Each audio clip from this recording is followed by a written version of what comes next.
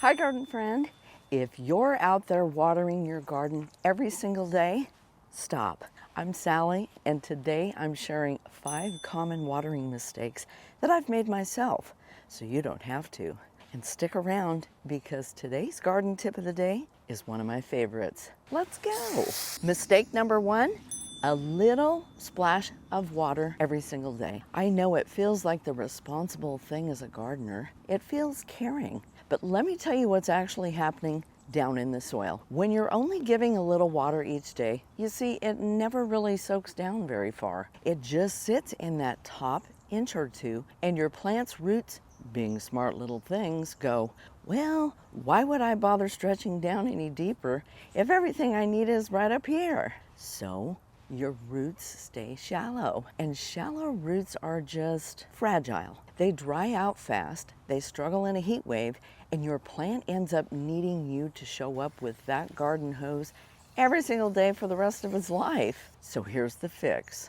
Water less often, but really give it a good soak when you do. When you water deeply and then you let the soil dry out just a bit before you water again, the roots have to go searching for that moisture. That builds you a deeper, stronger root system. Generally, you want that water to reach down about 6 to 8 inches. Then just let the top couple of inches dry out before you water again. For a lot of us gardeners, that would be 2 or 3 times a week instead of daily. But it does depend on what you're growing, what your soil conditions are, and your climate. Mistake number 2, blasting the water hose and just moving on. You see, if you water too fast, the water just runs right off the surface instead of soaking down to where the roots actually live. Water slowly. A soaker hose, drip line, or just a gentle stream so the water has time to really sink in. And if you're using a regular hose, turn the flow down low and let it trickle at the base of the plant just for a bit instead of blasting it and moving on. So here's the shift. Water less often, but really give it a good soak when you do. When you water deeply and then let the soil dry out a bit before you water again, the roots have to go searching for that moisture. They stretch down further into the soil, and that builds you a deeper, stronger root system. And a deeper, stronger root system means your plant can reach water and nutrients further down. Now here's something I think about a lot. If you're overwhelmed with garden tasks, grab my 4-season garden checklist below. It shows you exactly what you need to do in the garden right now. The link is in the description below. And that brings me to today's garden tip of the day, which honestly might be the simplest tip I've ever given you.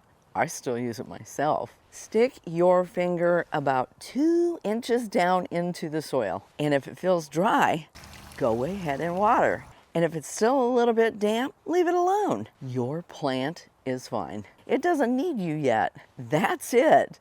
No gadgets, no apps, no guessing games, just your finger in the soil. Mistake number 3, watering in the middle of the hot afternoon. As a master gardener for over 30 years, let me tell you, morning is your best friend here. Water early and your plants get to soak up that water before the heat of the day really kicks in, and you lose less to evaporation. If watering in the morning doesn't work with your schedule, early evening is your next best option. Just try to avoid that hot midday sun.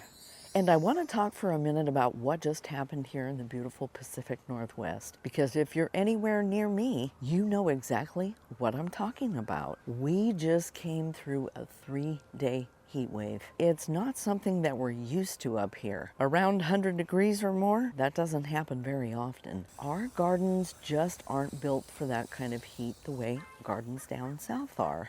Take a look at what my garden looked like in the middle of this heat wave.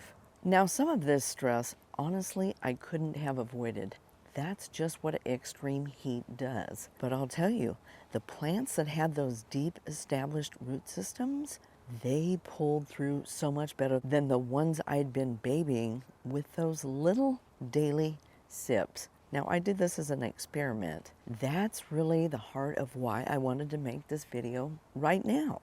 These 5 mistakes matter every summer, but when you're hit with a heat wave like we just had, they matter even more. A plant with deep roots has reserves to draw on, and a plant with shallow roots just doesn't have anywhere to go.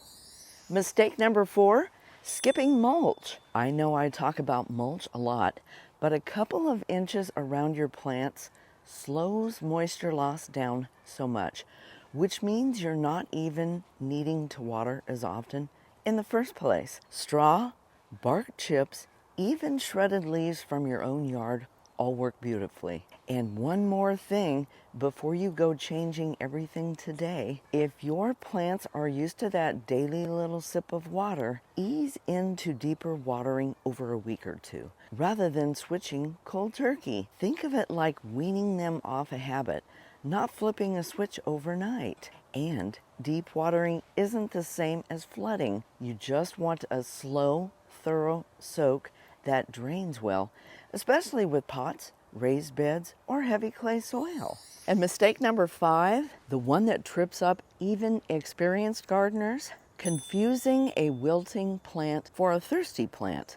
You see, leaves that are wilting, but the soil underneath is still moist, that's not a thirsty plant. That's usually a sign of too much water, not too little. But if the leaves are crispy or curling at the edges and the soil's bone dry, that's your plant asking for that deep drink we just talked about. Learning to read those signals is honestly half of becoming a confident gardener. Now here's a perfect example.